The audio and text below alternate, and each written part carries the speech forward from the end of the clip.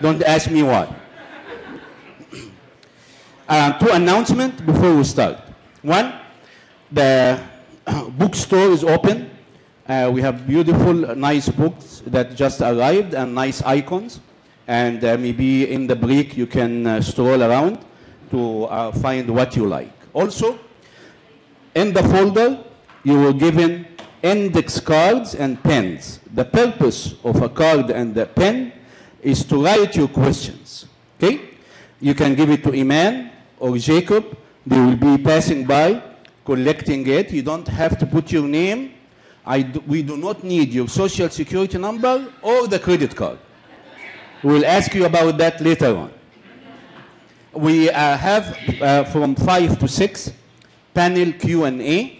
Dr. Yosri, Dr. Maggie, and myself will be sitting here answering your written questions. So this is your chance today and now to write any question you have about the whole day, about any topic today, or about any topic related to marriage or parenting. During the whole day, Abuna James talked about what? One word. Talked about what? Huh? Anger.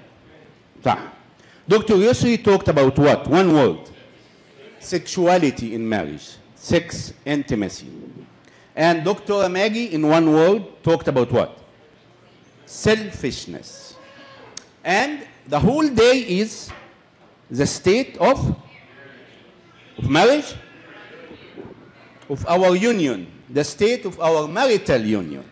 So these are 4 challenges that face our state of the union at home. One is anger, number 2, sexuality, number 3, selfishness, and number 4, parenting. What we are going to do with our children? If you look around, if you have children, 99% of the parents, they raise their children by nothing. If you ask Mr. Joe, come here, okay? You have a boy and a girl, okay? What you plan, what you are going to do with them? I don't know. I'm going to feed them, send them to school, take them to the doctor. Yeah, of course. I understand. What is your compass? What's your direction? When you have a challenge, when you have a problem, there is no book you go back to. What's going to happen here? Most of the answers are, I don't know, by intuition, by good intentions. Unfortunately, that's not good sometimes for raising healthy children. So today we're going to talk about effective parenting in a defective world. Do you think the world we live in is a defective world? Raise your hand if you agree. Okay. If you feel it is defective, where do you think the defect is coming from? Why are we calling the defective? We're just paranoid and we have a martyrdom complex and, you know, we are miserable Christian in this world. What can we do?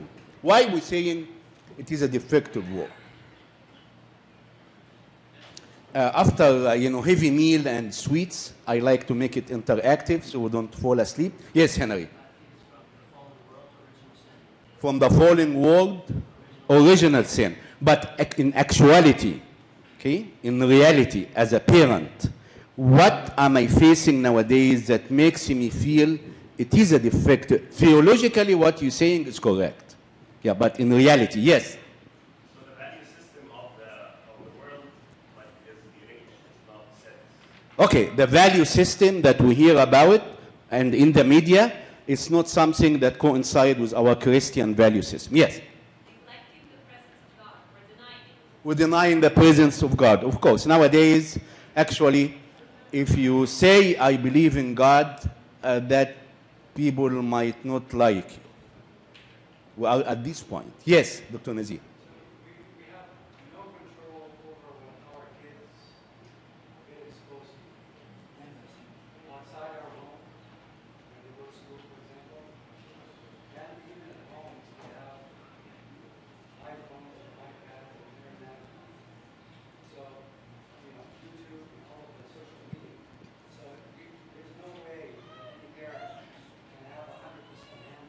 Okay, it's basically we do not have full 100% control over what our children are exposed to. كان في حد رافع هنا؟ أيوه. There's no defined line now between good and bad. Everything is okay. Everything is okay, and the boundaries are blurred, and the gray is in the middle safe area, and don't go to an extreme that way or that way. Anthony?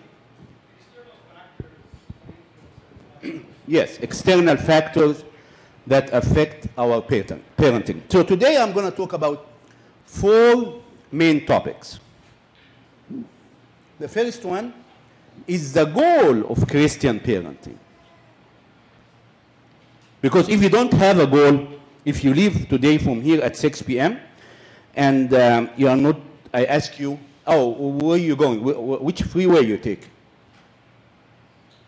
Usually people say, I'm going to the valley, I'm going to take 405, exit north, exit on blah, blah, blah, right? If you don't know where you're going, it will not matter if you lose your way. So the goal of Christian parenting, because we send our children to a time we will not see. This is the extension of our existence. After we depart and go to heaven, hopefully our Christian children will carry on what we implanted in them for many, many years.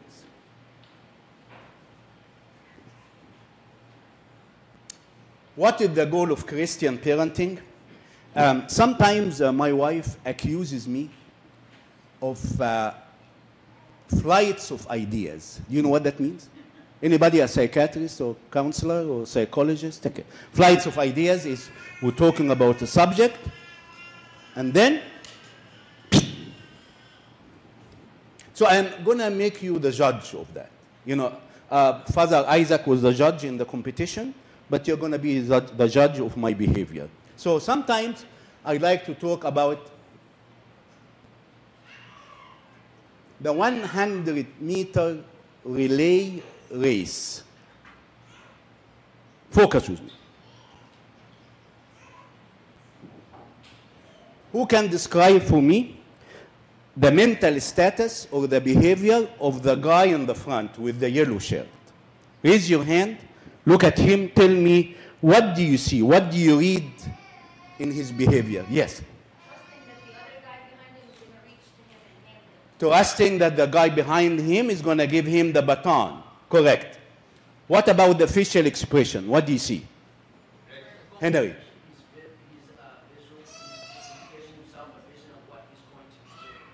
He's looking forward, ahead. Okay. What else? He's what? He's concentrating. There is a mental focusing when the baton is going to touch his backhand. Correct? Anybody? Yes? Power and ready. He has power and ready. he has power and ready. Okay. What do you think about the guy in the back with the red shirt? What do you read into his body language? نريز our hand بس كلنا adults بس للتنظيم. Yes. I did my part. I just want to finish giving it to the one after. Exactly. And he's extending his hand. Okay. Just want the one. Almost there. So he can, the one in the front can take it and carry on. What else? Raise your hand so I can see you. Yes. The front or the back? The back is tired. The front is tired too already. And he hasn't run yet. Yes. He's focusing on the one in front of him. Yes. Excellent. He's focusing on the one in front of him, and he's going to handle the baton. Look at the next picture. That is the exact moment of transferring the baton. Unfortunately,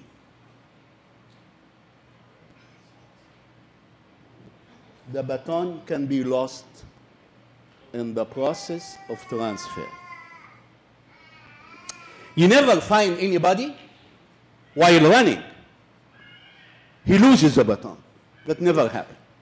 In sports, in the 400, 800 meter relay race, the baton can be lost only in the transfer process. Do you think my wife is correct?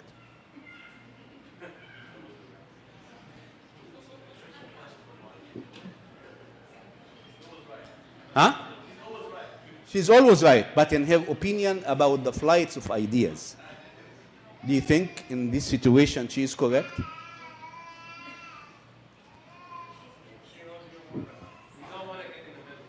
What's that? You don't want to get in the middle. Very safe guy, non-confrontational. يعني اروح اقول لجانت my wife نبيل ويسا قال ويحصل اشكالات. And I think this is my point. My point is this is the goal of Christian parenting. Transferring the Orthodox faith to the next generation. In some families, when our children are lost to the world, when a teenager is becoming outside of the faith, the transfer did not happen properly, for whatever reasons. We can write books about that. But my point is, if you are a parent, your goal in life is properly to transfer the Orthodox baton to the next generation. That is the goal of Christian parenting.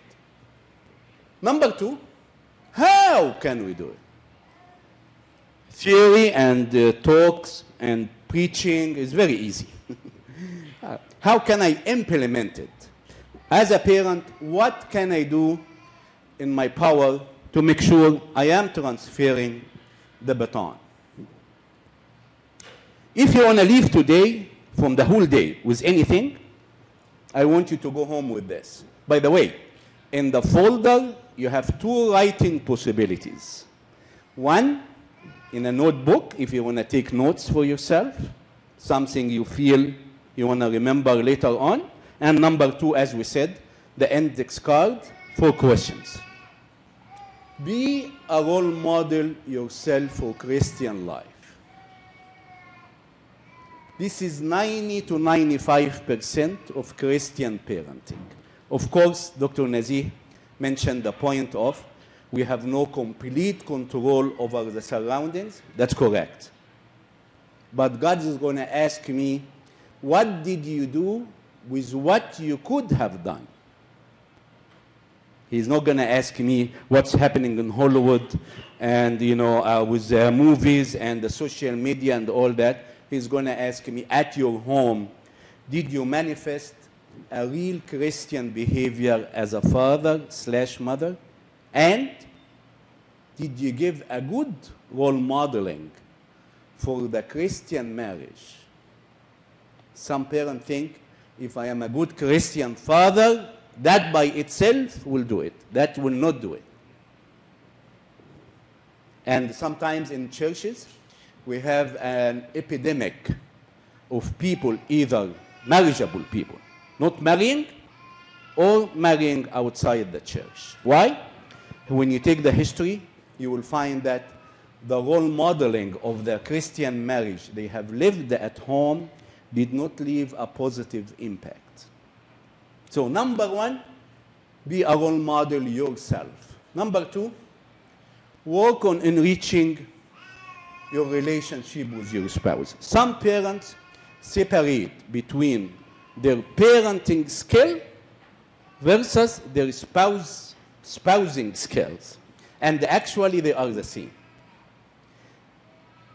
The child stands on a floor, steady floor like that, representing the relationship between dad and mom.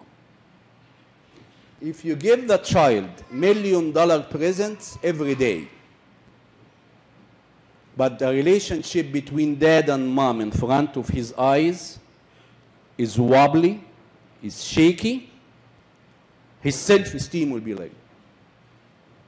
By the teenage period, he has to seek comfort outside the home, in drugs, gangs,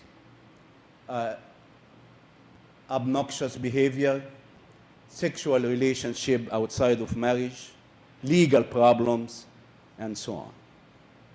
So if I want to raise my child in a healthy way, look to the right and look to the left. Don't look down only. It is a comprehensive picture.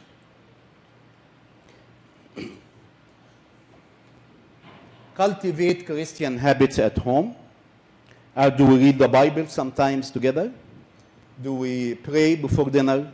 Do we pray before we go to sleep? It does not have to be a very long and labor and boring and 2 hours prayer. If I spend 5 minutes, that's good enough. I'm cultivating a habit. It becomes a normal system at home. Do we go to church together? Do we go to communion as a family together? This is all are implanted in the memory and in the subconscious of the child. So you don't have to preach much Christianity in talks and sermons if you are the sermon yourself. How is the awakeness level at the end of the day with the food and the dessert? They asked, when I see you half asleep, we say a joke. Is it okay? Okay, Abuna? Abuna give me a certificate, stamp it, said that. So I'm okay. They asked a Sunday school child after the classroom on Sunday morning, hello, Habibi, how you doing? Good, chubby Mark, 5 years old, very cute little boy. Okay. What did Christ say about marriage? So the child said, Christ said about marriage, Father, forgive them because they don't know what they are doing. That was his opinion.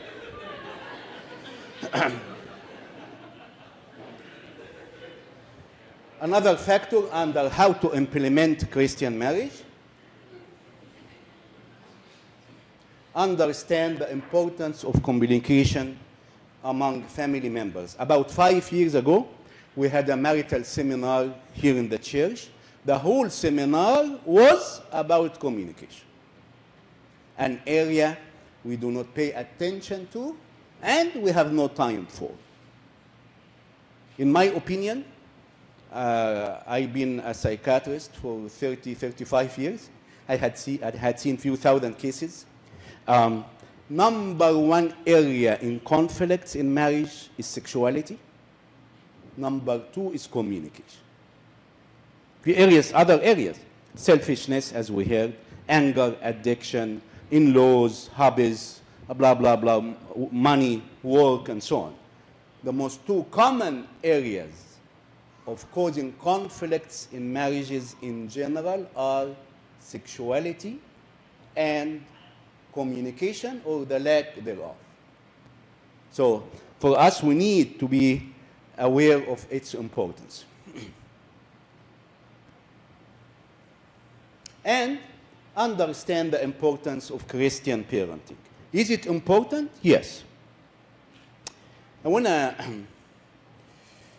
show you what St. John Chrysostom said. He was born 348, went to heaven 407, and the church teaches us when we have one of the fathers, I need to know 3 facts about him. When was he born? When did he go to heaven? And what language was the apologetic, sorry, what is the word, Yabuna? The father's writing? Patrology writing. Patrology is the writings of the father. So he wrote in Latin. He was not Latin, but the language he wrote in was Latin. He said, our children are given to us as a clay given to a potter. We know what a clay is, and we know what a potter is.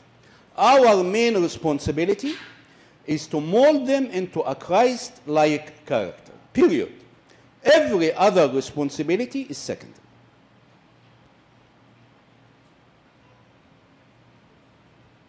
You have other responsibilities, yes. Jobs and hobbies and financial investment and your friends and your extended family, all these are important. But if I fail in this one, the other areas are not going to help me. Okay, I want somebody to complete this verse for me. This is from St. Paul writing in the 1 Timothy 5:8. If anyone who does not provide for his own, and especially for those of his household, he has blank and is blank. Raise your hand if you have a guess. You don't have to say it in verbatim. But a very dangerous statement. One day I discovered that about 20 years ago, I was planning for another seminar. I remember I could not sleep the whole night. Yes? قد أنكر الإيمان. That he has denied the faith. And is, yes? Worse than a heathen. And it's supposed to be for his own OW, not one for his one. For his own OW. You said it right, it's just not written properly. Okay. Just so that people don't get confused with the Oh, own. Oh, it's yeah, I see that. That's my accent. Thank you. His own, that's correct. And especially for those of his household, he has denied the faith.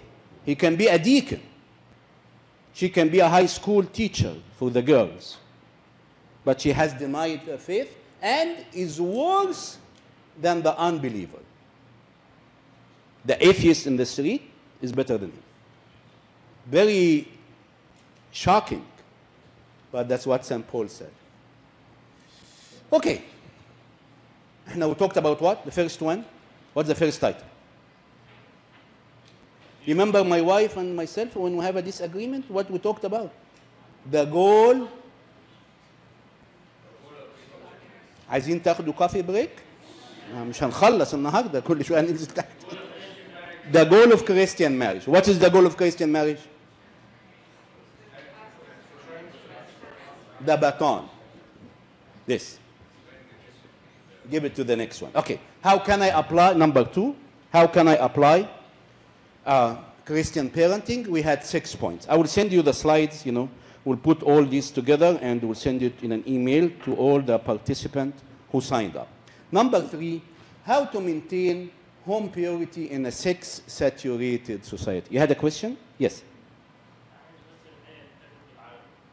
الآية كتب بالعربي بتاعت بولس بتاعت بولس بتقول الذي لا يعتني بخاصته. خاصته is the extended family. Aunts or uncles or in-laws or dad or mom. ولا سيما أهل بيته. أهل بيته wife, husband, wife و children. ماله دوت فقد أنكر الإيمان وهو شر من غير المؤمن. مؤلمة. Do you think we live in a sex-saturated society? Tell me how. How did you come to this conclusion? Having sex, like filled with شبعان اللي هو ما شبعان يعني saturated. No, I mean like شبعان في بيته. يعني الناس الشبعان بتدوس العسل زي ما بنجيب أنا بتكلم على society. لما بتكلم من السوسايتي sex saturated. دي sociological terminology دلوقتي يعني دي مش واحد Coptic narrow minded person very traditional ومخه مقفل وفاب وجاي لا ده في كتب السوسيولوجي that's how they describe it. Yes. media, music, pictures. The media, the music, the pictures, right? The video clips, Hollywood culture, and the dissociation of the family. واحد sociologist قال in the year كلام يا جماعه يعني احنا ربنا يكون معانا ويحافظ علينا كلنا. قال in the year 2050 32 years from now some of us might be alive, and if we are not, we hope the people who will carry the baton will be there at that time. He said in the year 2050 if the people see a family walking on the promenade consisting of one man and one woman and possibly children, they will laugh. It will be the abnormality. The traditional family, as we had known it for thousands of years, it will be an abnormality. Okay. The biblical concept of the body, and this is what I like to teach our children, my body is a temple of the Holy Spirit. لأن ساعات في in youth meeting يجي يسألك يقول لك إيه do you have in the Bible any verse telling you don't to take cocaine? No, I don't have a verse. Yeah. Do you have a verse in the Bible that said that the hookah and the shisha is not good for you? No, the Bible didn't tell me that. But the Bible gave me a general concept. My body is a temple for the Holy Spirit. I respect my body and I respect the bodies of others. If we understand that, all the commandments will make sense to us. At home, please discuss this word.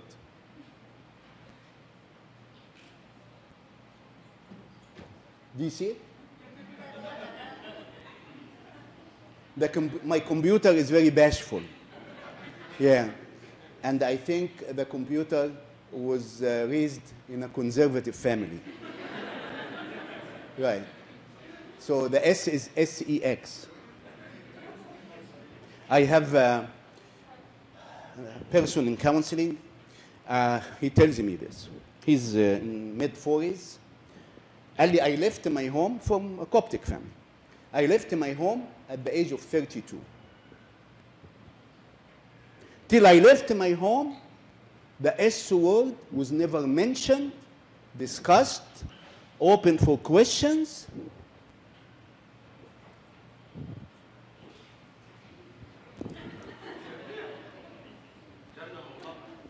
Huh? And I think it is time for us to change our attitude about that. Some people might feel uncomfortable. I understand. I used to feel uncomfortable. But in a sex-obsessed society, in a sex-saturated society, if I keep my silence, I am leaving my children to the other alternative that's available outside. I'll share a funny story. How long? Okay. 30 seconds. Okay. He knows I can talk forever. Okay, so for those of you that don't know us, we have 3 children. We have a 16-year-old girl, a 13-year-old girl, and a 3-year-old crazy boy. You'll see him running around. He has the FIFA green outfit on. And he's like the shriek, like or the flash or whatever. We'll run past with him. And we've been married 21 years. And so I'm very big on that, on talking, especially with my older 2 girls. And I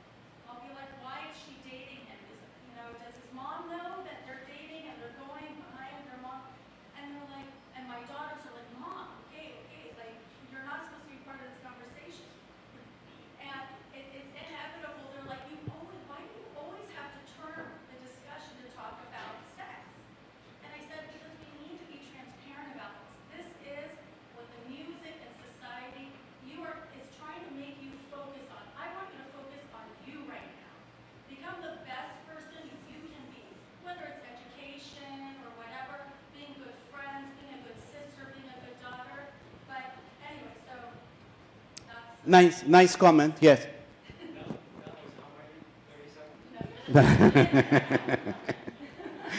No, I can see her hurrying up, trying to put much info in an important topic, and it is all over our homes. Sometimes we look the other way. Sometimes we are uncomfortable with the S word. This is why I don't want to open the subject. And also, we will see that some people say, and anti-Christian people will say, the Bible is a sex-negative book. And we'll see if that's correct or not. So our point is not to talk about sex. Our point is to understand healthy sexuality, spiritually and physically. There was, nowadays, children are so advanced. There was a 5-year-old boy who asked his dad, Dad, where did I come from? So Dad said, what? He said, where did I come from? Dad said, where did you come from? What do you mean, where did you come from? I said, Dad, I did not exist, and then I came. How did I come to existence? So Dad said, we found you advanced. Oh, okay. So Dad, that's me. How about you? What do you mean? How did you come along? How did you come into existence? So Dad said, the stork brought me to my dad's home. Oh, I see. How about my grandpa, your father? So the father said, your grandpa, we found him at the front door at the house. So the 5-year-old boy said, oh my goodness, you're telling me that for 3 generations, nobody came in the normal way? حاجة عجيبة.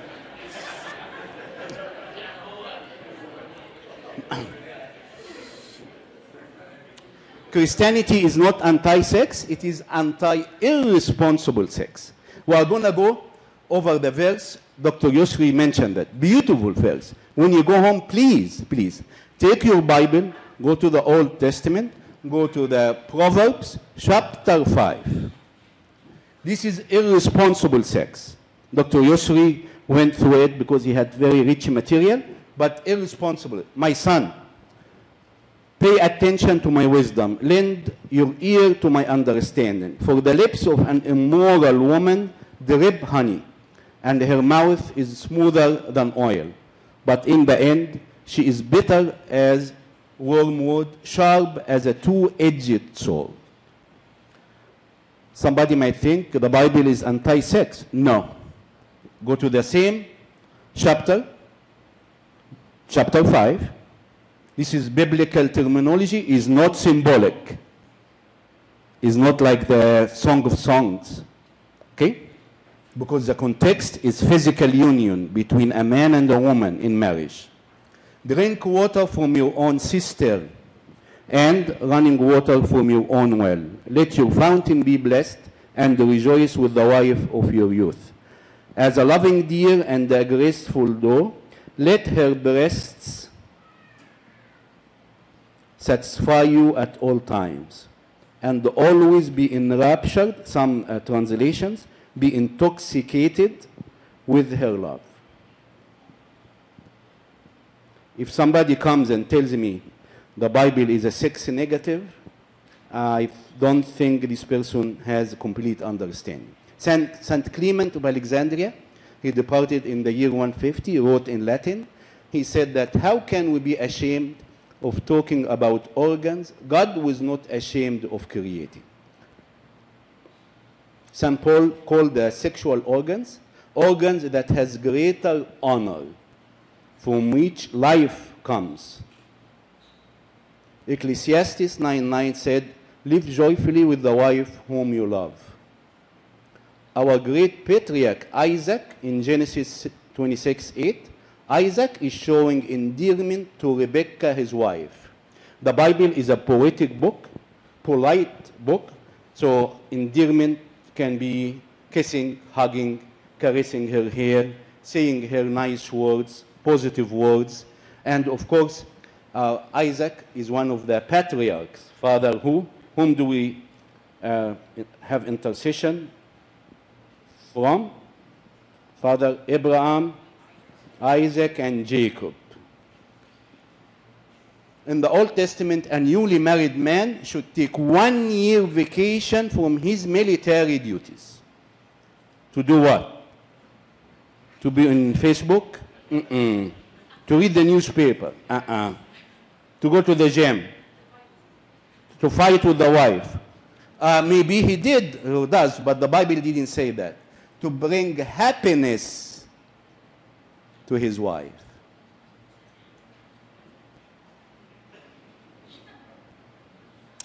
Is only heterosexual, monogamous, marital sexuality healthy for the society?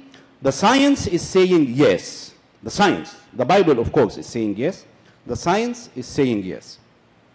I will send you this. This is Dr. J.D. Unwin. He's a British sociologist. He studied 80 civilizations to see where all these civilizations have gone. All the, you know, the Roman, the Phoenician, the Greek, the Persian, and the Ptolemy, what you call it? Many civilizations, they have ended, they vanished. How did they vanish? They vanished or disappeared when we started to play in the structure of the family. I will send you that in the email. So for our children, I'm afraid if we continue being silent and have a negative concept of sexuality, that we're creating a schism, a division in their psyche. Because they come to the church, they hear purity, chastity, monasticism, virginity, and all these are beautiful virtues, and we all should struggle to attain them. And for monasticism and celibacy, this is given from the Lord. You cannot attain it on your own. Some marriages, even in the Coptic Church, in rare conditions, are celibate marriages by mutual understanding, mutual consent. But the child leaves the church in Sunday school, and he goes to school and to the Facebook and the social media, and he sees, she or he, sees and hears, and you know, in the school everything is okay, everything is allowed, and they get confused inside their head by our silence who are not helping them. So these topics have to be explained, explored, discussed at home, in Sunday school, and in youth meetings. The epidemic of porn usage or addiction, that was a topic I gave in one of the churches. It is not a secret to know that this is have invaded our homes. Basically what Dr. Nazir said, it is in your pocket. In the older times, it used to cost money. Nowadays, it's free. I was talking to Dr. Yusri a few months back about a child that mom brought to the office, 12 years old, who does not go to sleep except after he goes into his room, locks the door, goes to the iPad, and that is the way he goes to sleep. So mom got suspicious after about 2 years. That's not a normal behavior. And she consulted one Sunday school servant who is tech-savvy, and she found that every night he visits certain sites. So I was talking to Dr. Yusri, you know, at the age of 12. That's very sad. So he assured me that he has a case of a 6-year-old boy who is porn addict. It's very sad what's happening in the society nowadays. So for us, we need to guard ourselves, our visions, and we need to be a role model, as we mentioned, and to be vigilant and aware what's happening to our children. One definition of sin, and that applies to pornography or drugs, a false promise of happiness. The drug addict is like that.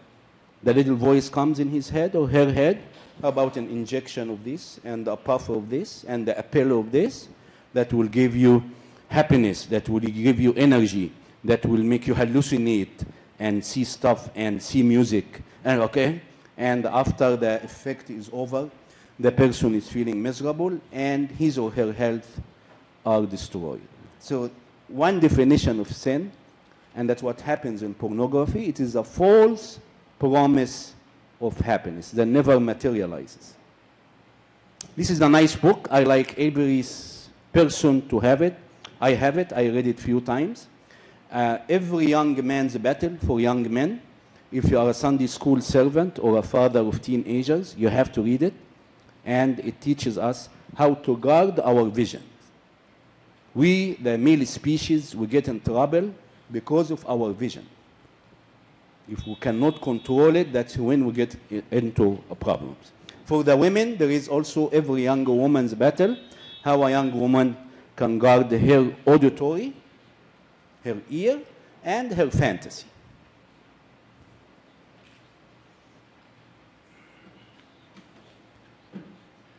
So how can we as parents and servants resolve their internal struggle? By, again, what? To be what? Can you read it? That's right. I will not be a good role model if I am sitting on the computer all day long in the afternoon at home.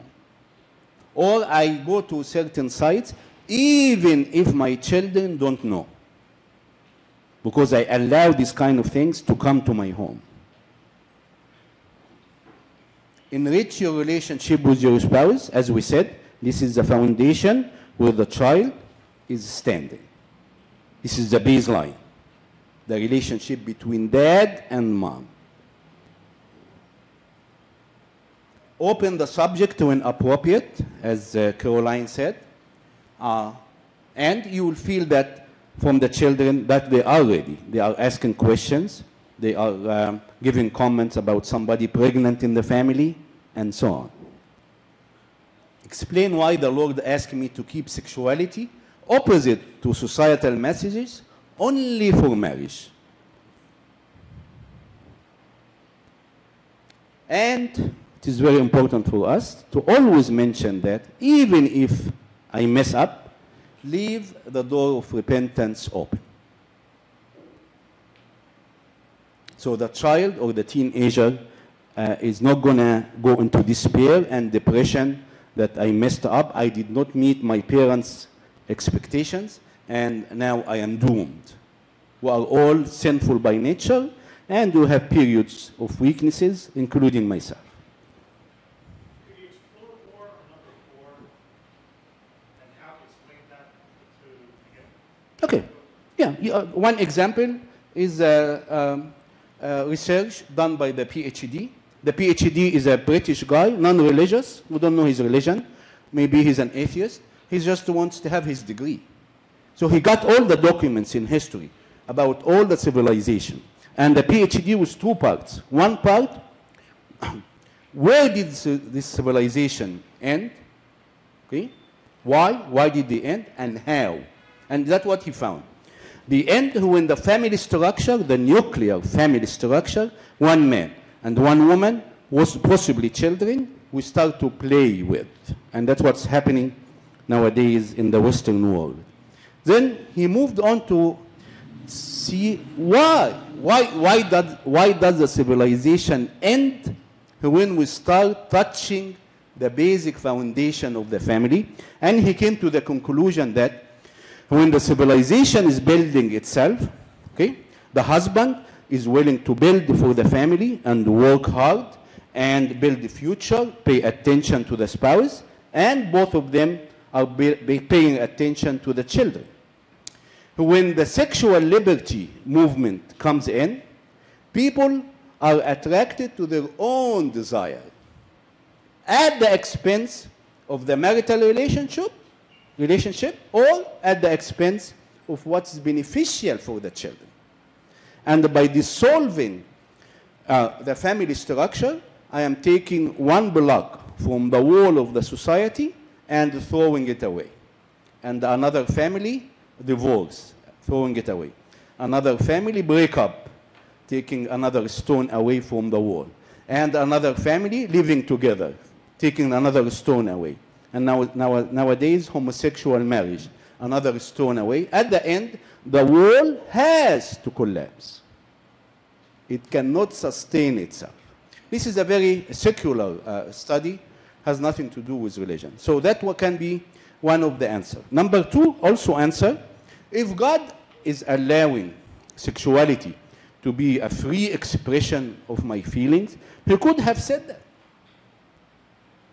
When he advises me about something, he is advising me for my benefit, even if I don't like it.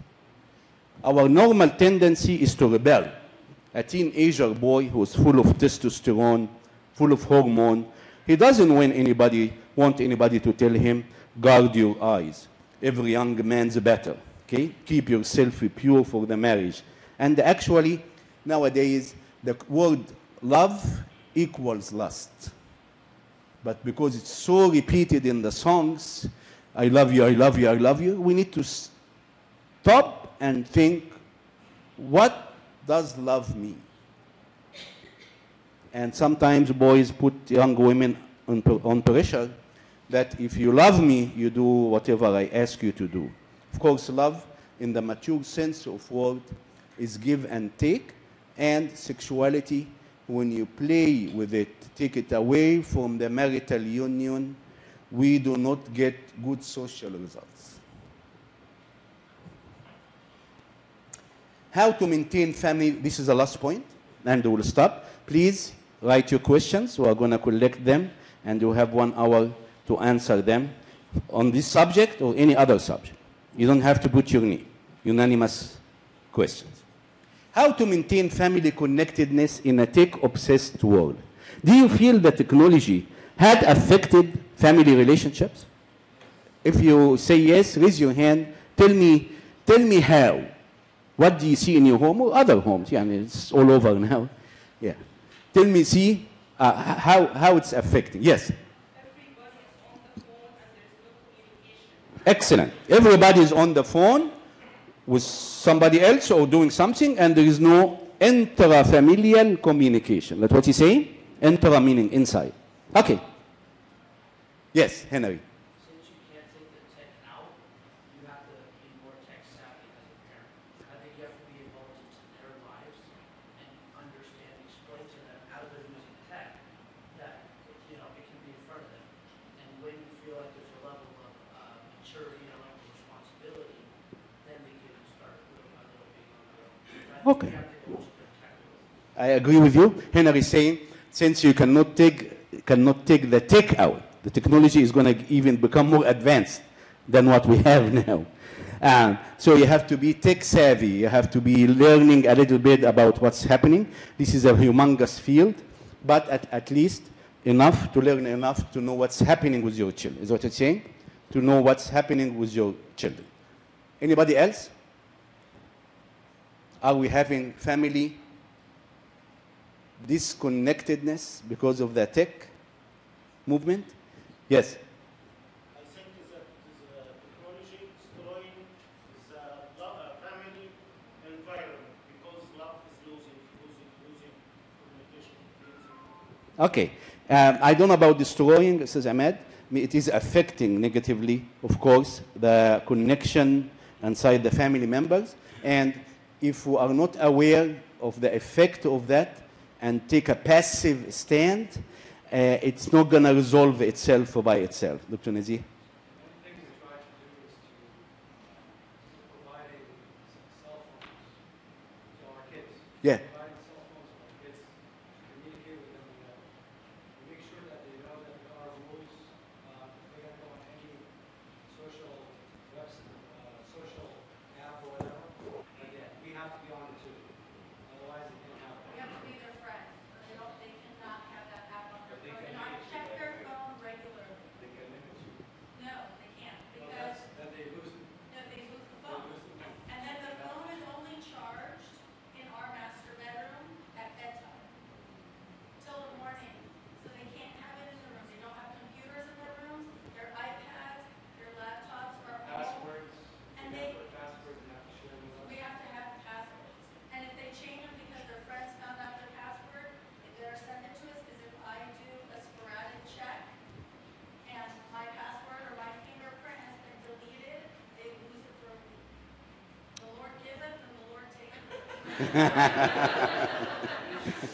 Mama gave it, Mama will take away. اتفضل حضرتك. علي صوتك بس عشان نسمع. Point regarding what they said right now.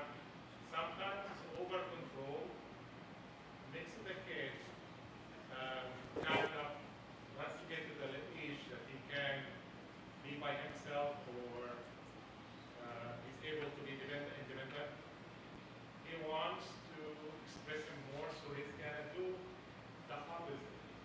And I'll explain to you why. It's all about how you term it. I tell them, we love you too much to let the world have open access to you. We love you too much to let the world have open access to you.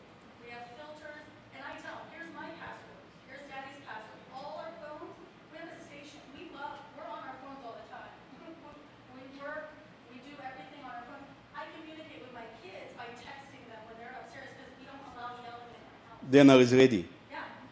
And you have to have social media, not only for the kids, but for us too, free zones. Like dinner, I don't even want to see it. It's upcharging. It's Thank already. Yeah, for the lack of extensive time, I need to finish in a few minutes. Let me see what I have. Do you feel that social media and new tech have contributed to family disconnectedness? You all raised your hand, basically.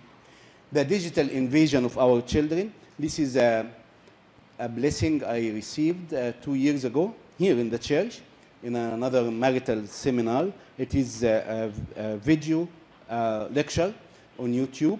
If you put that, you will look at my beautiful, handsome face talking for 1 hour about the digital invasion of our children and what to do about it.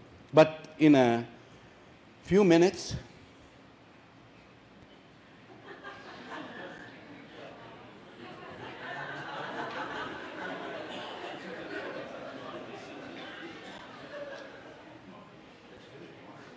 what are the different forms of tech addiction? Anybody? Can you raise your hand? If somebody is addicted to technology, what do you think he or she is addicted to? Video games. Excellent. Of course. I have 2 cases like that. I have a case where the mama came to the 17-year-old boy and she plugged, dislodged the computer plug from him وقالت له يا ابني after 12 hours is enough. He attacked her physically. And that is the definition of addiction. What else? Addiction to technology. Social media, excellent. Yeah, I have a married woman. That's how she spends from 1, she wakes up at 12 noon. So from 1 p.m. till 11 p.m.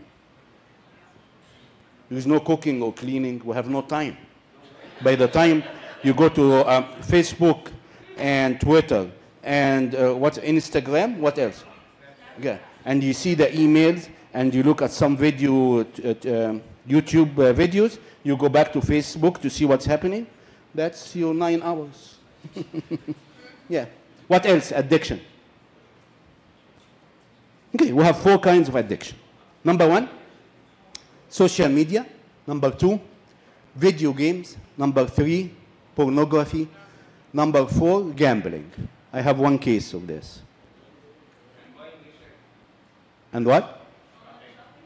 Online shopping or buying new tech. Buy new tech to feed into the cycle.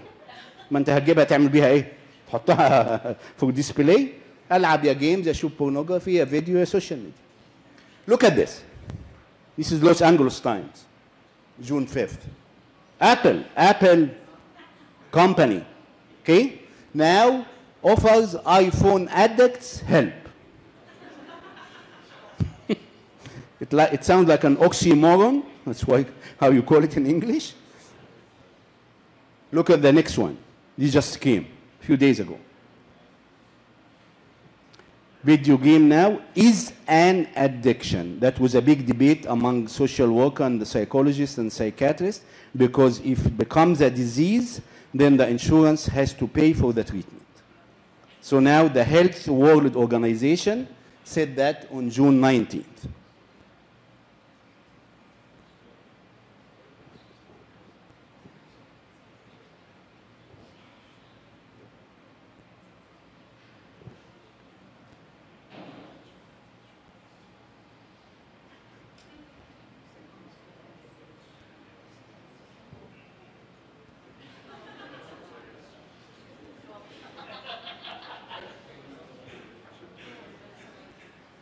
What can we do? Very fast. I will take 2 minutes. Number one, be a role model.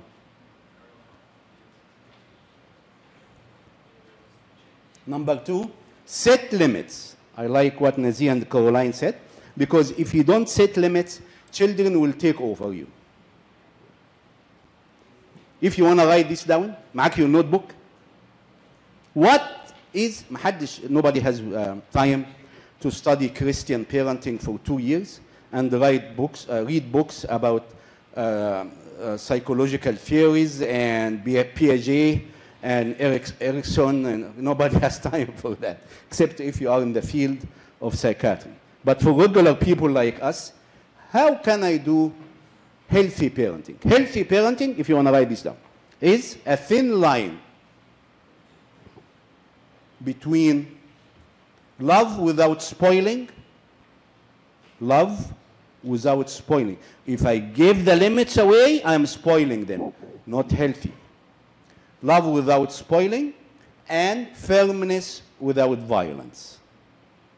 Sometimes I will be loving and tender and compassionate and supportive, and sometimes I have to have a stand in this. We mix it with the both, and we think loving all the time is Christian. It is not. Make the atmosphere at home more fun and more attractive than the tech attraction. I was talking to a 15-year-old boy. He comes from school. He takes from the refrigerator a sandwich, and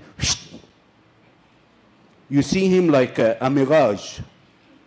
You don't know, did he actually come, or I'm hallucinating? It is a few seconds, you know. He leaves us up. Refrigerator, sandwich, okay. And when you discuss the family history, I talked to him. He said, Uncle Nabil, there is nothing to talk about. They do not speak English. They like to talk about the drama on the Egyptian TV. And واحد يقول لي إيه؟ في حد هنا ما بيفهمش عربي? Anybody doesn't understand Arabic? Okay. Yeah. يقول لي there is somebody in the year 2018 having the remote control in his hand, watching black and white song for an hour and 15 minutes.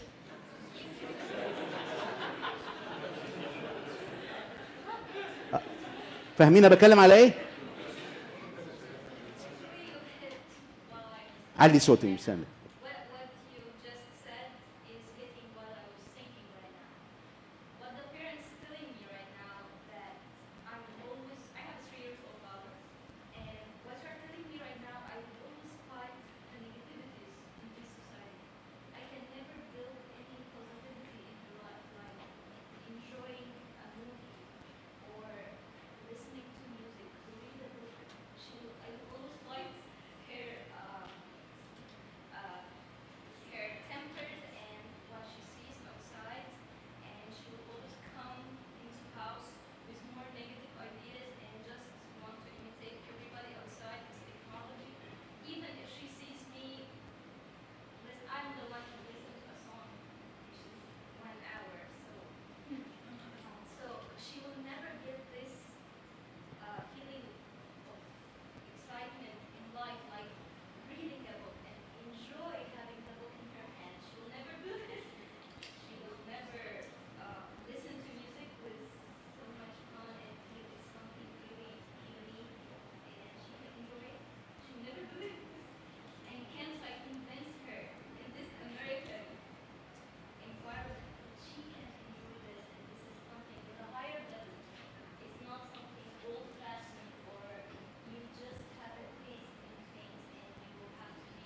So what you're saying, if I can interrupt, you want to join her world instead of her joining your world and showing admiration to Kulthum. Leave her world, but not imitating just everybody around.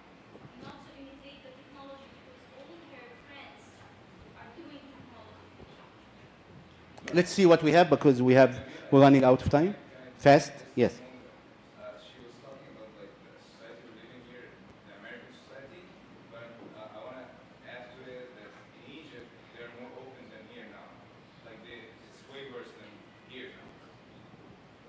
You understand? The best thing that we can spend on our children is time, not money. They asked one child, how do you spell the word love? And he said, T-I-M-E. Invest in hobbies of their choices. Join their world, something they like. Because I can't say, leave the iPhone, leave the Facebook, leave the social media. Come here, sit down with me in silence. Contemplation time for 2 hours. It's not going to happen. Okay, so I need to create some activities, some hobbies, something they like to do. Communication. Communication. One day, we would like to have communication seminar to come back, because now we have a new club of newlywed, and I can't overemphasize communication in the Christian home. We're going to stop at this level. I will invite Dr. Maggie and Dr. Yusri to come here. We need a third chair, and Iman and Ya'ub. Thank you. Thank you, Dr. Nabil. Iman I'll and come around. Ya'ub will collect your written questions.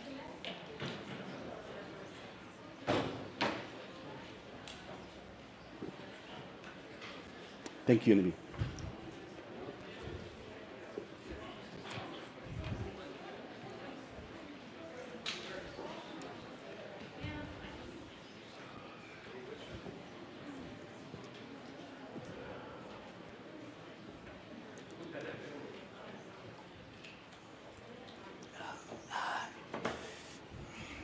Thank you, thank you, thank you, thank you. ها؟ احنا هنقراها بصوت عالي. يا انت هتسجل يعني؟ اوكي يا.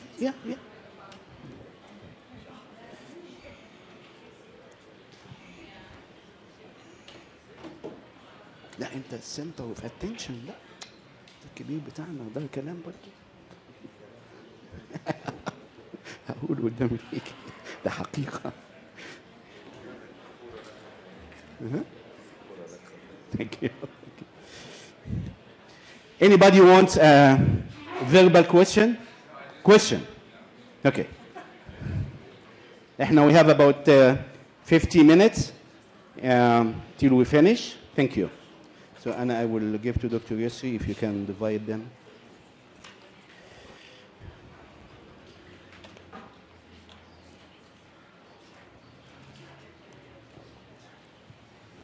Can I start? No? Question here. We will share the, the marriage areas, the boundaries are overlapping. So here's a question about how do you deal with a marriage in which you feel you don't have and never had anything in common with your spouse? This is a very saddening and harsh statement. In Dr. Yusri, of course, and Dr. Maggie will take their input, but it doesn't stop us from creating new common areas. The goal of dating and engagement is to find areas common for both of us and discover differences. We will have differences, and then for me to decide I can live with these differences or not.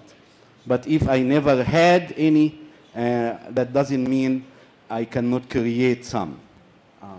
You want to add something? This is a harsh.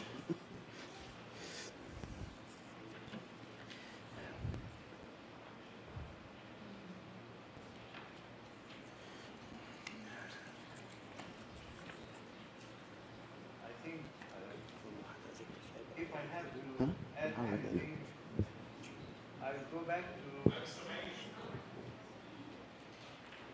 Okay. Can you hear now? Okay, good. We never had anything in common between us spouses. What do you think? Let me ask you a question. What do you expect from each other when you get married? Please forget that you are going to get married to an identical twin. This never happens. The beauty of marriage and the greatest challenge in marriage is about we marry the different person. And in our differences, we integrate. We find the other who would make me perfected. There is nothing wrong with having different or different attitudes, beliefs, expectations. That's fine. Let us work on that. And what is the common, factor that works our differences? Love. When we are in love with each other, we tolerate the differences. We work on the difference. We invest in the differences. And that's how we become perfect in each other. I forgot the question. I feel you can always find something in common with your spouse. You're going to be different people. You come from different worlds. I have to say, as much as I love Peter, we are night and day. We're very different. I'm very emotional, very animated, and he's very calm. He's an engineer. You get it. So, but the commonality is we love each other so much that we want to create a joint team. You know, that we want to create something for our future. So sometimes, honestly, it's very rare that we agree. We talk a lot. We love to talk, but we disagree all the time. And there's nothing wrong with that. Just have a nice debate. It's a beautiful thing. But if you can't find anything in common, Yanni, go for a hike. Figure it out. Look, you'll find something you enjoy. It's hard to hear that a couple can't find something that they have in common. Come talk to me. We'll have a discussion about that. There's a question here. Okay. The question here, at what age I can allow my kid to have a cell phone? Many questions regarding the technology, what is allowed, what's not allowed. I cannot tell you what's allowed and what's not allowed at your home because you know your kids better than me. But generally, things should be earned. Sometimes we see this phenomenon in the first immigrant generation like us, okay? That some of us are professionals, they are well-to-do, they are business owners, they are lawyers, engineers, physicians, dentists, and so on. And God gave them some money, so they want to give their children whatever they wanted to have, the parents wanted to have as children and did not. And that's not a healthy attitude. Okay? So I give according to needs, and I give with rational thinking. What age I can give my child a phone? Not necessarily a smartphone. A child might need to call mom, I finished school, or, I'm going to be delayed, okay? And of course, the children, they put the parents under pressure. I want this, and everybody at school has it, okay?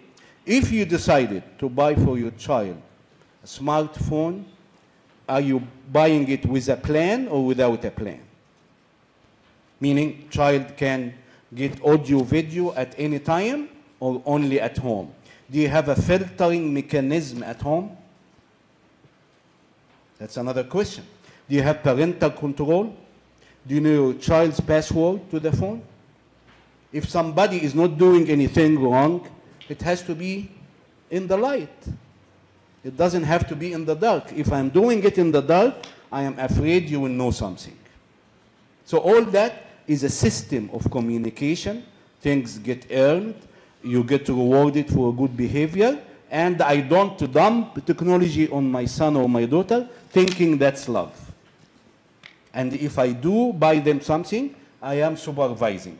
كان في سؤال هنا about them resisting, and I understand. سؤال حضرتك فانيلا صفراء. Yes. Yeah. طبعا it is a thin line between the parents supervising what's happening versus forcing myself on them. When they are young, the more they show maturity, the more freedom I give. But still under my observation. There is no reason for the child to have a smartphone or an iPad in his room or in her room with the door closed. There is no reason for this. At night, we bring all the equipments for charging in a common area. Like what daddy is doing, like what mama is doing.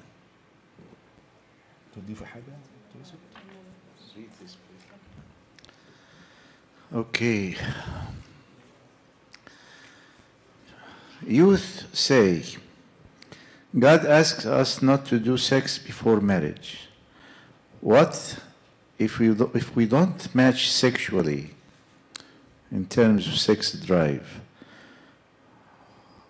Why we would suffer with an extremely different person? I even can't know what I am because I never tried. What's your opinion? Okay, actually this question is good for youth groups before getting married, you know.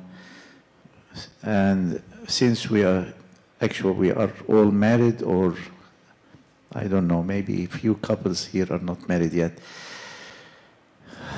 Why do we need to abstain from having sex before marriage in general? It's about dedication of my love energy for the one that I will be in love with. And I have to wait until God would bless this bond between me and my wife. Any sexual experimentation or activity, especially sexual intercourse, before marriage may end up with affecting your future marriage one way or another, or may lower the, if you call it the fun or the excitement. And I always give this example. The time before marriage is the time of fasting. And you fast always before celebrating the feast. If you can imagine, we fast for 40 days or 54 days, 55 days, and then we celebrate the feast on the Good Friday, how it would feel like, you know, when we break the fast before the feast. So our sexual energy is a very special gift from God to be used with my future spouse. This is the wisdom of waiting. But it doesn't mean that if we slipped in any sin before getting married, that this can negatively influence my future marriage, because repentance and confession and going back to God will repair everything. Thank you.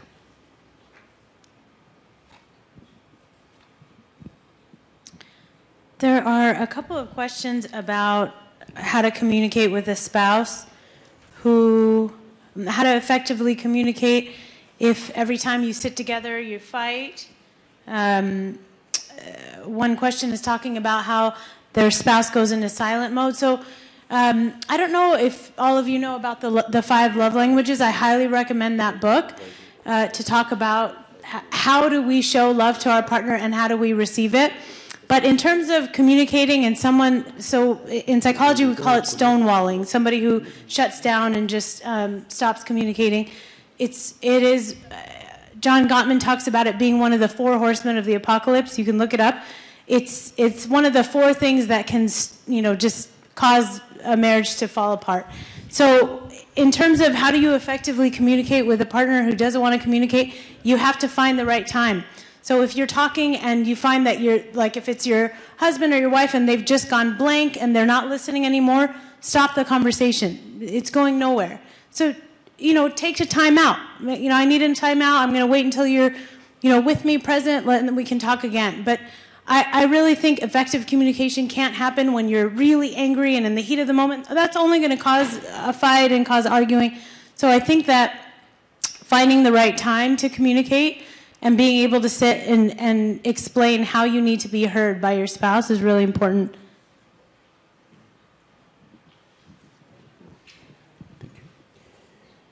Many questions about homosexuality. And some of the questions are about my 5-year-old has a friend in school who is raised by 2 moms, homosexuals. How can I tell her about the correct marriage? You can tell her by many ways. Number one, be a role model. Okay? Because you can preach what is the correct marriage, but it is not lived at home, it will have no effect. Number two, I can say something like, some people, for whatever reasons in their upbringing, they don't get attracted to the opposite sex. Like me and dad, Habibi Baba, ya salam. He's God's presence to me.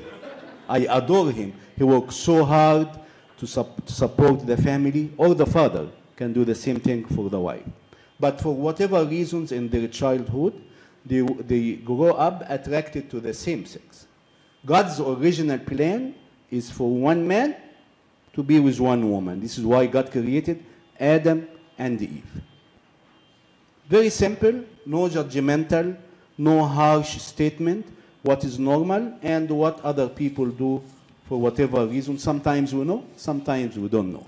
There is another question about a parent who raised a child, but the child, when growing up, she or he departed from the faith and from the church. I feel it is my fault. Is there hope to fix it? The fault and the no fault comes to, did you do what you could have done at that time or not? According to what we knew at that time, we did what we knew best at that time.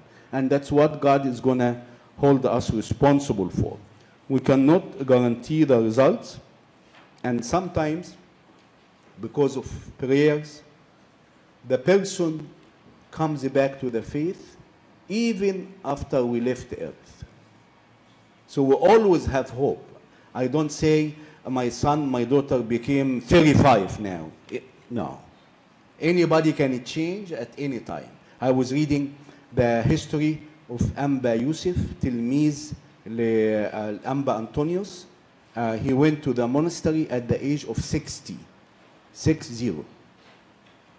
So we always have a chance to repent and change our behavior.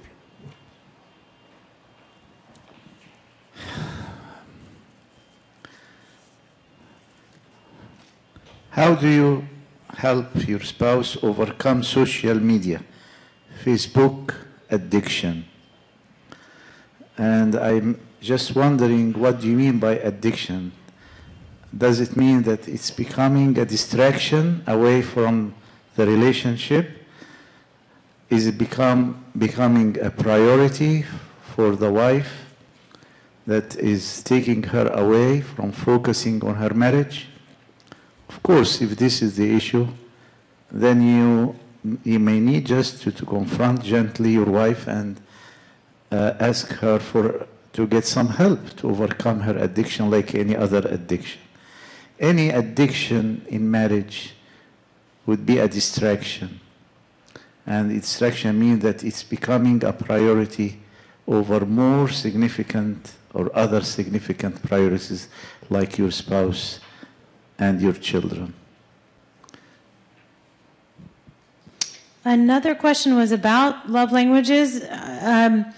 Someone asked, they're saying that one person's love language is quality time and words of affirmation, and the spouse is acts of service. So we're having a hard time bridging this, as I need to hear much more than he can say. How do we do this? I think that if you're talking to your spouse about their love language and they're not willing to hear that you need more of something that they're not giving you, you have to have another conversation. So this is about communication. If you guys you're here, you obviously want to work on your marriages.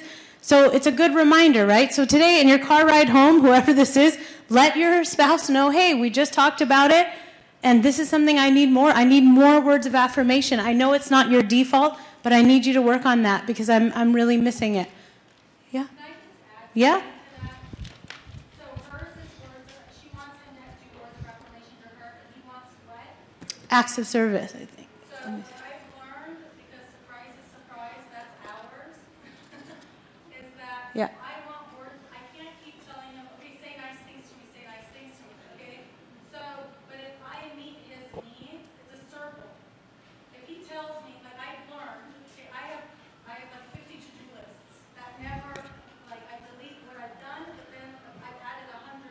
at the end of it. But what I think is important on my to-do list is totally different from what he thinks is important on my to-do list. So if he asks me in the morning before he goes to work, Caroline, can you please like deposit this check today? Okay? For me, it's like $100 check. I'm like, dude, that is like at the bottom of my to-do list. Like, I'll give you $100 cash if that's what you want. Like, you know, I don't. I'm coming to your house. Pick up the kids. I need to like. I've got all this other stuff to do. I have to teach a lesson here. I have to do whatever. So what I've learned, because if all he does is ask me that one thing before he goes to work, and especially nowadays, I just take a picture of it. Boom, it's in our account. Like it's done. I can do it like before he walks out the door. Yeah. Okay? But if I do go and I do a bazillion things that day, pick up the kids, be the unpaid Uber, babysit, take them here and there, and he comes home and says, did you get a chance to deposit that? And I'm like, no, I didn't get a chance, but you want to see my to-do list, like all the things I checked off today? What he's asking me is, did you love me enough to take the time to put what I asked you to do at the top of your list? Yeah. Think about your intention. So if you're doing a million things and washing the dishes, is that for your spouse? Are you doing that as an act of service for your spouse, or are you doing that because that's just what needs to get done? So think about that. Also, I have a patient who he had the same issue. He couldn't remember to do these things for his girlfriend. So I told him, take out your phone. He's an engineer. Take out, not my husband. Take out your phone and put it in your calendar. Every week, put, Mark, did you, put an all-day thing, do something nice for my girlfriend. And he came back and said that was the most helpful thing. And I thought, that's the silliest thing I'm offering this person. But he went back and that was something that was so helpful for him, because even if it didn't cross his mind, the reminder popped up on his phone and he thought, did I do anything nice for her today? Did I, compliment her? I'll just do this one quickly. This is a good one. So, what do you do if your husband doesn't appreciate anything that you have done for him before? You were supportive and encouraged him, but didn't get anything in return. Now you stop supporting because you are tired, and that's all he sees. My question is, what do you mean he didn't do anything in return? So if you're being supportive of your spouse and you're being loving, but your expectation is that they then do something for you in return, I would say think twice about that. The idea of supporting and encouraging your teammate is not to get something in return. It's just to show love. But does that mean that you should be walked all over? No, of course not. But that's when communication comes into it. But please, do not ever do something for your spouse so that they will do something nice in return. Like, I'm going to buy you a gift so that you can buy me a nicer gift. If you're doing that, you're setting yourself up for failure. You have to do these things out of willingness, out of selflessness, out of something you want to do, but not necessarily so you're getting something in return. And that person, that husband needs to be talked to. You have to have a discussion about the fact that you felt you were being so supportive and encouraging and didn't feel like you were maybe getting that back in return. How to be one team and merge your identities yet not lose yourself. It's sort of what we talked about earlier in the talk, is being part of a team does mean retaining your self-identity. Kobe is still Kobe. We all know him. You know Kobe Bryant. It doesn't matter if you watch basketball or not. You all know that name. He is a basketball player, but he's a Laker. So the thing is, he still has his identity, and he's still part of a team. So you can retain your identity. How do you do that? Retain your identity. You don't have to give away everything that you are. You still, if you like doing certain things, do those things. If you have friends, make time for your friends. It's shouldn't be 100% all day long, 24 hours a day, me and my spouse, we're together all the time. No, there should be time for you to be your own person and him to be his own person. Yeah, that's for Uncle Lou. Many questions about sex education for children, and at what age we should start, and what to say and what not to say. I cannot tell you the phraseology, but I can tell you the concept. The concept is, at what age that you will know from your child that he or she is interested in knowing. From watching some scenes on the TV, they react. From somebody being pregnant in the family, an aunt or a cousin.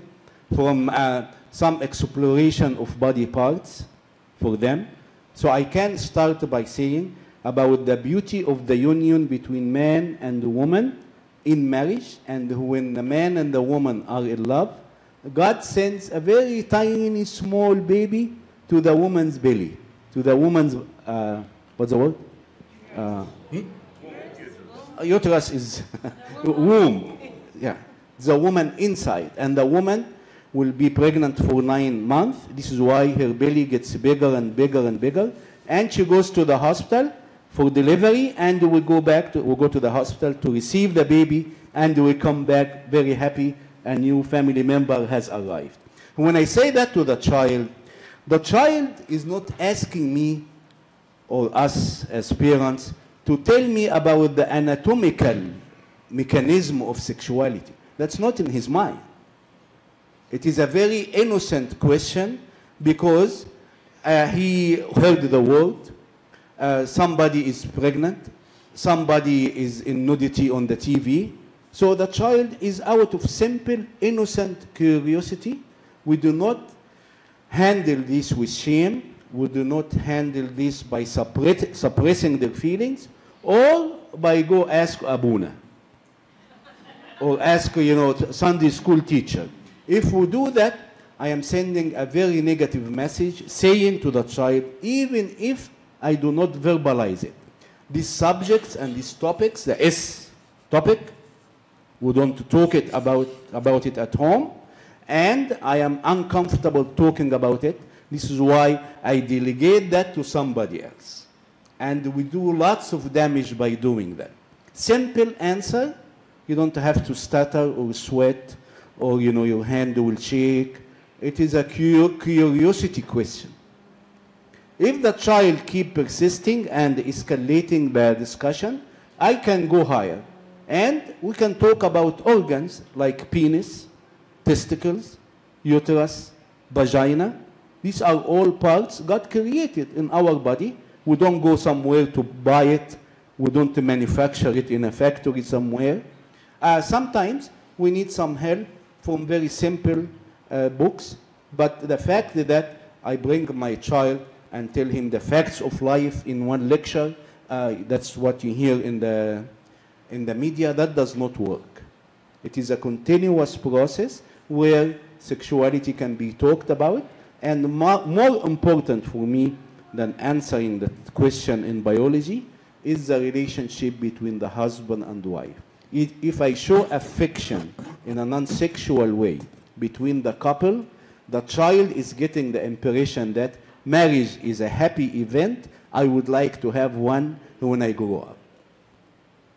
I like to imitate what I saw between dad and mom. Thank you, and I have a bunch of questions, same subject about sexuality. Yes, of course, this is an extremely important aspect when we talk about marriage and intimacy. This question is about what tips do you have if or when masturbation is a periodic issue in marriage? The person who asked the question didn't specify masturbation by the husband or by the wife, but generally speaking, masturbation is a part of expressing our sexuality one way or another. And we don't judge masturbation or anything in the Bible, in our life, by the words haram and halal, forbidden and not forbidden, allowed, because we don't have anything like that in our Christian belief. There is nothing by itself that's wrong unless it falls under one of these categories. Like when the Bible says, all things are lawful to me, but not all things edify, are constructive. All things are lawful to me, but nothing will master my life or control my life. All things are lawful to me, but not all things are appropriate. توافق. So we have to examine everything according to its circumstances. Like in some cases, very few cases, husbands and wives may resort to mutual masturbation to become gratified by touching each other. And can you consider that a part of intimacy? I think it is. Yeah.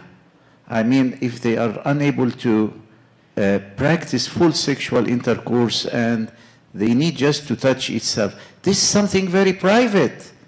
Why should I interfere in that? It's none of my business. It belongs to both of them. And that's what we mentioned earlier. What God has joined together, let not man separate. I have no business when they do that. So I prefer that anything like that to be done with mutual consent, whether individual masturbation, bless you, or, I mean, individual masturbation in some very few circumstances. As long as this is not going to break the marriage or affect their intimate life. Be careful about that. That's why we have to take such things very carefully. A related issue, which actually Dr. Nabil should answer that. Our daughter, 4 years, she humps her teddy bear in bed while sleeping. What should we do? It's like she's masturbating by humping her teddy bear. For children, Dr. Nabil, I think, agrees with me. This is something very normal with kids. Just look the other way. Don't say any comment. You know why? Because if you say anything to your child about such normal act, actually what you do is going to do something called what? Fixation. You actually fixate the mind of the child on that act. When you do anything negative to the child. So the best thing in such cases, just ignore, look the other way. Whenever you see your child masturbate, touch himself or herself, just look the other way. You have a chance, you have anything less? I can say just one thing about, actually two things. There are two questions in Arabic. في السماء لا يزوجون ولا يتزوجون. معنى ذلك أن زوجتي لن تكون زوجتي في السماء. I will translate. أولاد الله اشتهوا بنات الناس فاتخذوا منهم زوجات وأنجبوا عماليق من هم أولاد الله ومن هم أبناء الناس. These are about references to the Old Testament, that something was written in the book of Genesis before the flood. You know, when children of God looked around and they lusted after the girls around them. And that's how human race at that point got corrupted, you know. But that's in the Old Testament. But it doesn't mean that it has anything to do with my marriage or my future inheritance of the kingdom of God. And when we go to heaven, we won't be married anymore. We don't have to. We don't need to be married because we are going to be united with God himself as a church. Dr. Nabil. There is a question here about why bring kids to this world if it is becoming a real struggle to protect them. Why take this level of responsibility? Things are harder than in the past. It is correct. Things are harder than in the past. That's correct. But sometimes, if we take the thought further, it sounds like the person either having exaggerated anxiety or lack of faith or selfishness that's taking the appearance of niceness. That I'm not going to bring children to the world because look at the world. Because of my love to my potential children, I am saving them from the world by not bringing them. It is a twisted kind of logic. My parents could have said, we're not going to bring Nabil to the world because the black and white TV arrived to the home every day from 5 p.m. till 11 p.m. We cannot bring children to this world. My dad's father could have said, he's not going to bring my dad to the world because my grandfather has just bought a radio. And with the technology that's available at that time, it is very dangerous to have children. So if we take this thought, it is against be fruitful and multiply. Of course, I need to do my homework. Yes, it is harder than in the past. That is correct. I need to pay attention to my children and pay attention to my spouse. If I do this, I am protecting my children 95%. The hobbies, the investing in time, the attraction inside the home, the atmosphere at home that's fun, there is a communication and so on. But I can't keep thinking, look what's happening in the world. Look at the cancer rate nowadays. Look at the gang activities. Look at the freeway shooting. If we go like that, nobody even will leave his home to go to work. Yeah, you might have a car accident.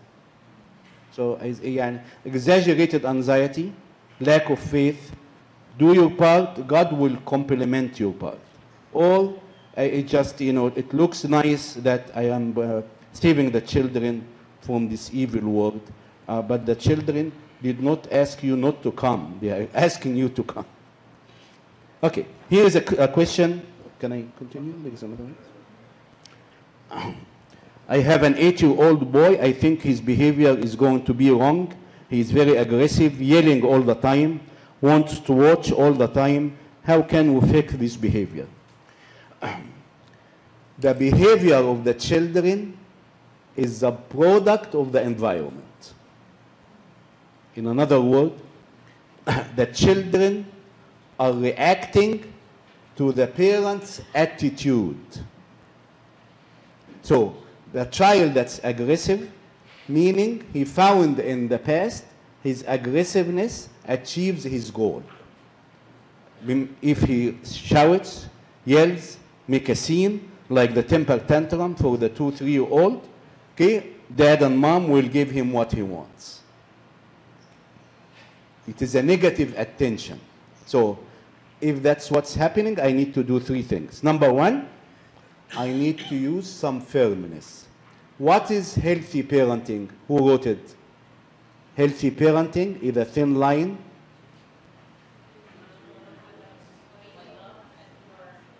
Okay, so this one, the love is not a firm love. I need some firmness. فالchild ده أقول له تعالى. Come here. The behavior you just did, that's not acceptable at home.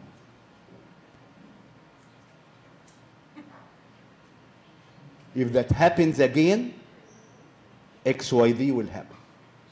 Right now, I want you to go to your room, think about what you have done, and how can you avoid that next time. Go!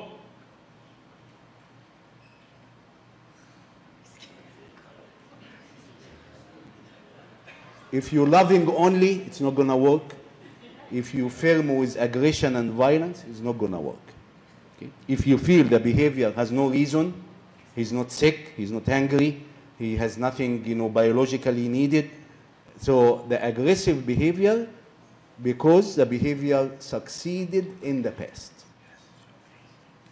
طبعا we need to apply punishment, not necessarily physical punishment. If that happens again, dad and mom, they need to talk. We're going to take the phone away for a certain amount of time. Or there is no outing next weekend. Something you feel appropriate, consistent with the behavior.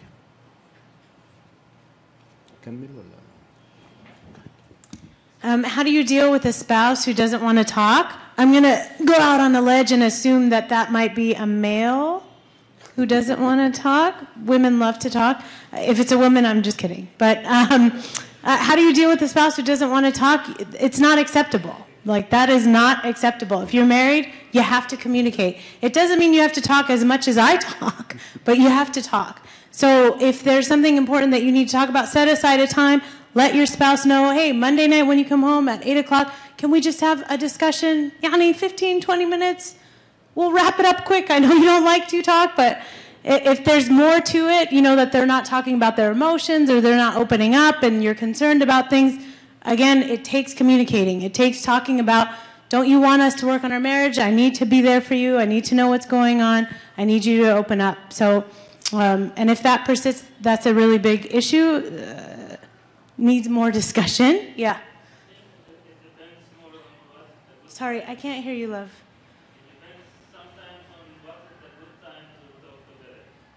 It depends on whether it's a good time. Yeah, I agree with you. You're saying you have to find a good time? Yeah, I totally agree. Do not try to have a long emotional discussion if somebody just comes home from work and they're tired and it's not a good time, or the kids are yelling, or the... Pick the right time. Pick the right time to talk to your spouse. You want me to go? Take this one? Yeah. How do you explain the word sexy to a 9-year-old when she keeps repeating it without knowing the meaning? Number one, I ask her, تعالي يا حبيبي, انت قلتي uncle فلان is sexy. What do you mean? Yeah, because I'm not sure I understand what you meant. Can I help you complete the sentence? He is sexy because? Yeah. Number one, I need to understand what's her concept of sexy. Sometimes the children, they want to imitate what's happening at school and they just say the word. Sometimes it is inappropriate cursing word, not part of their character, because that was commonly happening at the school for hours. So it is possible the girl, they say XYZ actor is sexy and he's sexy, okay? So the girl is just imitating it. But it is more important for me, what does it mean for her? And we can explore it and have fun with it and play with it. Do you think Papa is sexy?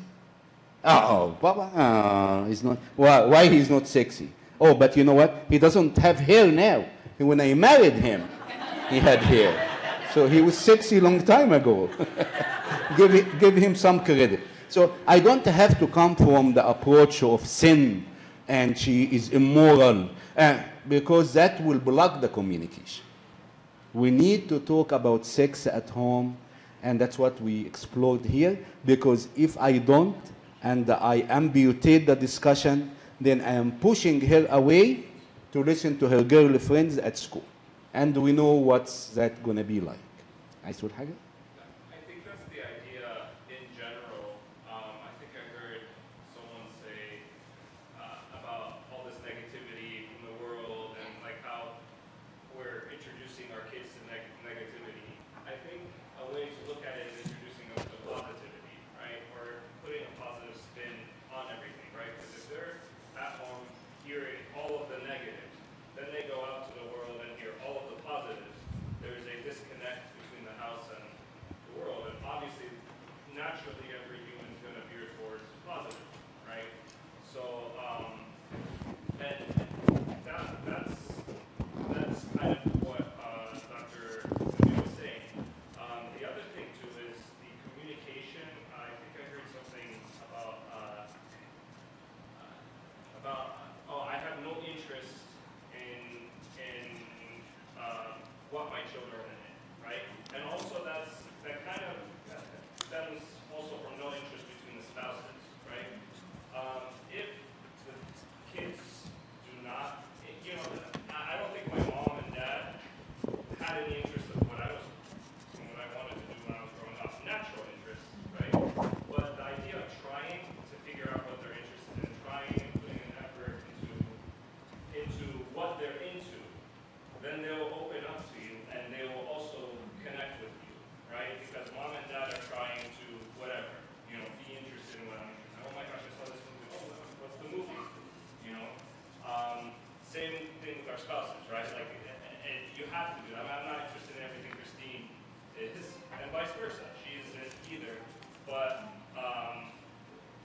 have to put that effort in, otherwise, you know, we just sit in silence and do nothing, right? So those are just comments. Thank you. Dr. Jacob Gerges, my son-in-law. Well, great. Actually, just on that point, growing up with two daughters, now the 16-year-old, I never used to show interest in whatever they were. Play with the little dolls and, you know, I'm just, you know, trying to live, be a provider as a father. It was kind of, I just never felt able to connect with them. They would play with the little dolls and now, you know, they're young ladies. I feel like, you know, if I don't try to catch up, make time to spend with them, you know, taking them to Starbucks, or picking them up, even just picking them up from school, back and forth, or going to the gym together, or whatever. I feel like I almost was going to miss that window where they actually now are almost autonomous. They have their friends, they have their life, the lives that they're living, and I'm only like a shadow in the back where our dad provides for, you know, the finances or whatever we do, but I want to go have fun. I have to hang out with my friends and do lessons with them. So it's a really fine line that you want to start. I wish I started earlier, and I didn't belittle it at the time, or thought it was not that important. Yeah. Because now it's trying to catch up, it's not as easy. Yeah. So it's started early. Can I just add a comment to that? I hate to put pressure on men, but the new research that's come out is that the relationship between daughters and fathers are a direct correlation to their quality of marriage. So that is so important. And the research was done between daughters and fathers, so I can't help you if you're a mother to a son, but yeah, so it's direct. This is really new research that's very important. Okay, this funny question. How do you deal with your spouse when they are pressuring into doing something you are not ready for? For example, my spouse wants kids now, but I'm not ready. I do want kids. I'm just not wondering, not wanting them now. It becomes a very big argument and it makes me feel horrible. Okay, what do you think? What about this question? What is the issue here? I think Dr. Maggie mentioned that before, and it's an issue of communication, correct? It's not my word against his word or her word, or who is the boss or who is the head or the body or whatever. It's communication in love.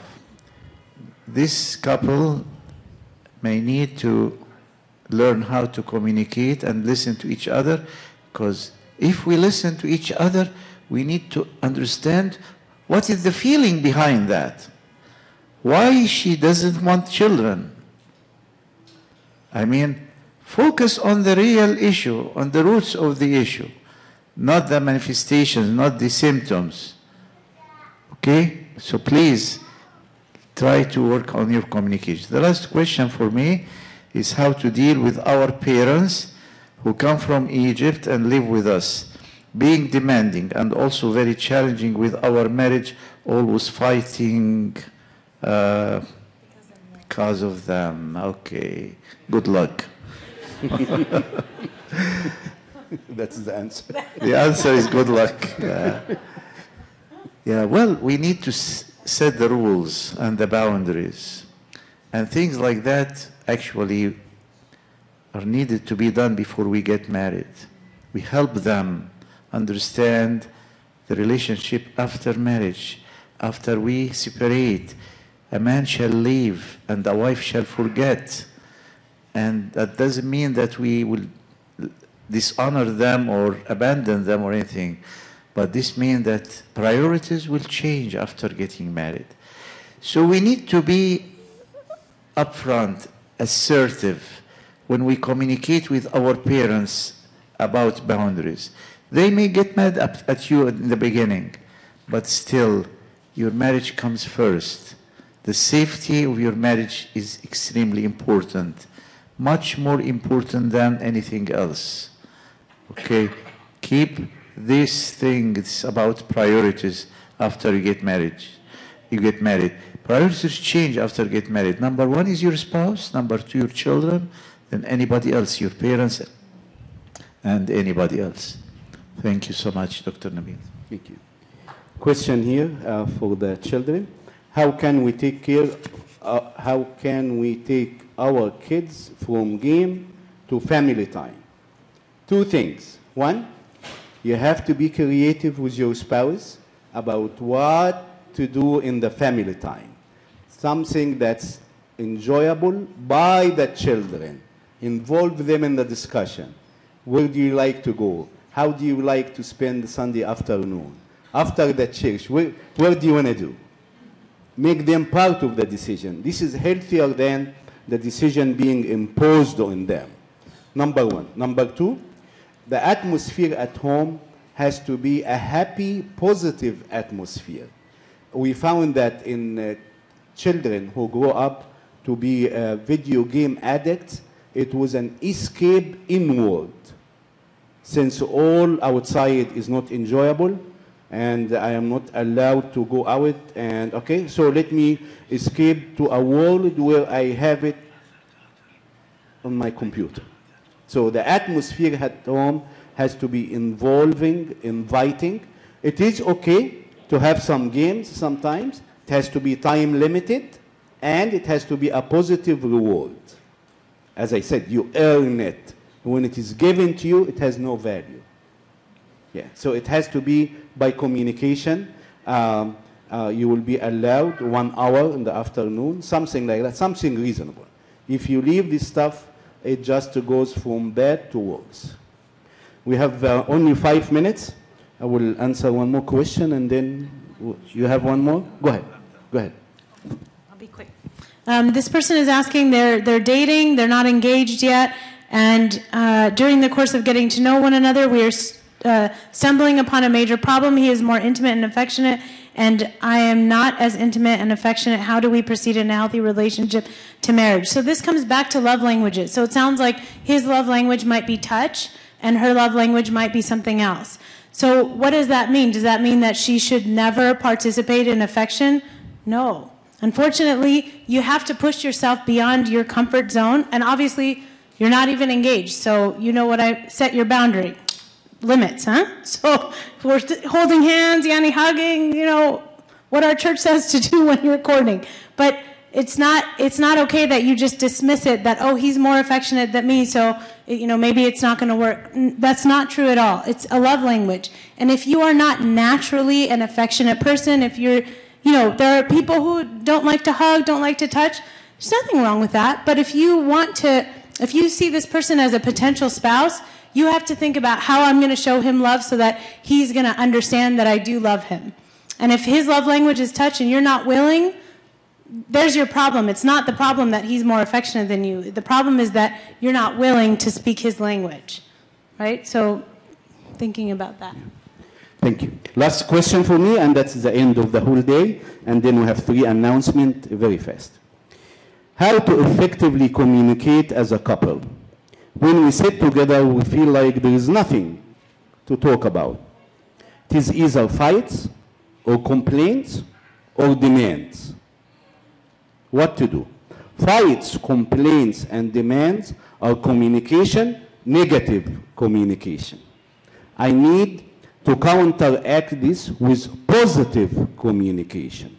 What's positive communication?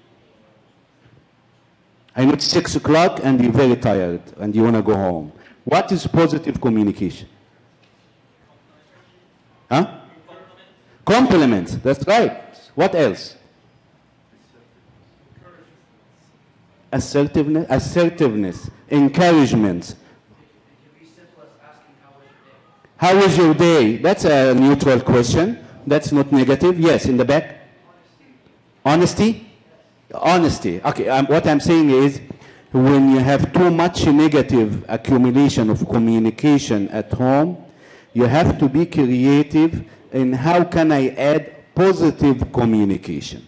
Also, when there is nothing to talk about, we said that part of the growth in the marriage is to have mutual activities. It is okay for the husband to have his own and for the wife to have her own, but you have areas where you overlap. We like both of us to do X, Y, Z. It will create a bonding time, and it will create something to talk about away from the negative communication, the complaints, the demands, and the fights. So counteract that with more positive communication, compliments, praise, touches, non-sexual, hugs, playing in her hair, complimenting him for his hard work, and so on. And create common activities. We're going to stop. We have 3 announcements very fast. 1, we need to collect the evaluation form that's in your folder that helps us to assess the whole day and helps us next time to talk about subjects of your choice, number 1. Number 2, if you still have some energy and you want to continue to go to the beach, we have 4 servants who will take care of that, and they have food for you at the beach, on the sand, and bonfire. The 4 servants can stand up so they can know you. Christine Soliman, Dr. Jacob Gerges, stand up so they know you just. Danny and Julie, they are here? No? They left, okay. So meet them in the back, they have maps, and it will tell you what to do. The third thing is the servants of the service center, they have been working hard for more than 8 hours, so they are going to bring your precious children to you. I know you enjoyed the day so much. You think if you leave your children to grow in the house of the Lord will be a good idea, but unfortunately, the servants also has other commitments to take care of. So the children will be coming from the back. The under 3 will stay in the room number 18. Mothers and fathers, you go to pick them up. It has been a pleasure to serve you on behalf of Dr. Yusri and Dr. Maggie. Yes. Just a quick announcement. Next weekend, Friday, Saturday, and Sunday, One Sister Church in Canada is organizing a seminar, and it's all about sex education to the entire family. And we hope that we end up having some CD or DVD to be available for all of you. Thank you so much.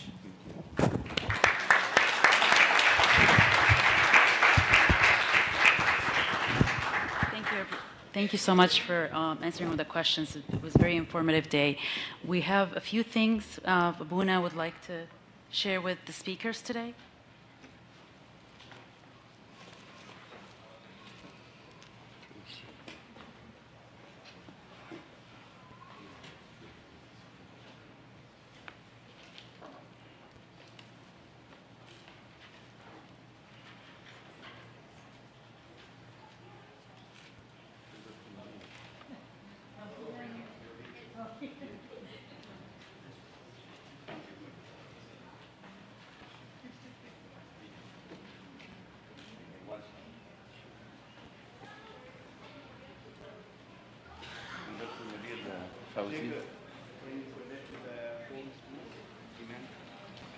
Before we pray, I also like to recognize our brother Fauzi and Fakhri for helping with the streaming, and all the servants that helped with the